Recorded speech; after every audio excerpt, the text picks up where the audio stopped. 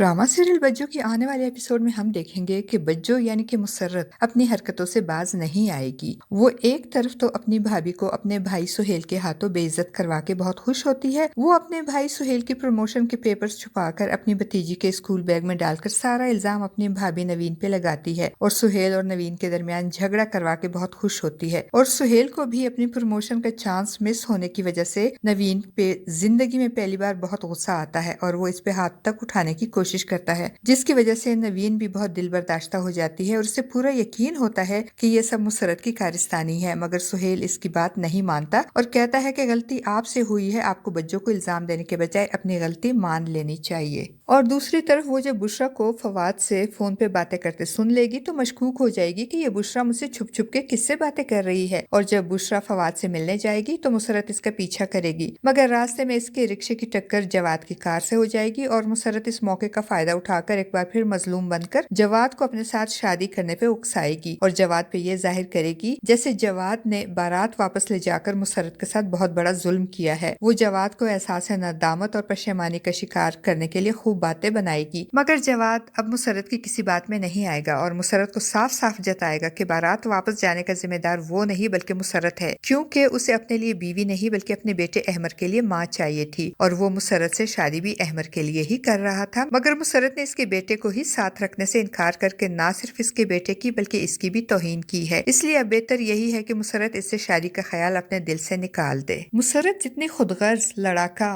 और फसादन होती है, उसके मुकाबले में उसकी छोटी बहन बुशरा बहुत समझदार और नेक दिल होती है। वो जब अपनी बुटीक की ऑनर दुर्दाना को तन्हा और परेशान देखेगी तो इसको दूसरी शादी का मशवरा देगी, मगर दुर्दाना दूसरी शादी पे राजी नहीं होगी। तो बुशरा फवाद से मिलकर इसको राजी करेगी कि चूंकि जवाद भाई का बेटा अहमर दुर्दाना से बहुत मानूस हो गया है और दुर्दाना भी अहमर को अपने बेटे की तरह ही मोहब्बत करती है, तो क्यों ना दुर्दाना और जवाद भाई की शादी करवाई जाए। बुशरा की बात सुनकर पहले तो फवाद इनकार कर देगा कि ये बहुत मुश्किल काम है, क्योंकि इसकी माँ सबा आसानी से ये बात मानने को तैयार नहीं होगी। मगर बुशरा के इसरार पे फवाद इसका साथ देने का वादा करेगा और मुसर्रत भी जब बुशरा का पीछा करते करते जवाद से मुलाकात करके वापस घर आएगी तो उसे जवाद पे बहुत गुस्सा आ रहा होगा और घर में दाखिल होते ही जब वो अपनी माँ को अपनी बहू की नाजबरदारियां करते देखेगी तो जलकर कबाब हो जाएगी और अपनी माँ पे तंज करेगी। तो इसकी माँ उसे खुशखबरी सुनाते हुए कहेगी कि मुबारक हो मुसर्रत, तुम एक बार फिर से फुप्पो बनने वाली हो। और ये खबर सुनकर तो मुसर्रत को मजीद तब चढ़ जाएगी और वो मुंह बिगाड़ कर अपनी माँ से कहेगी,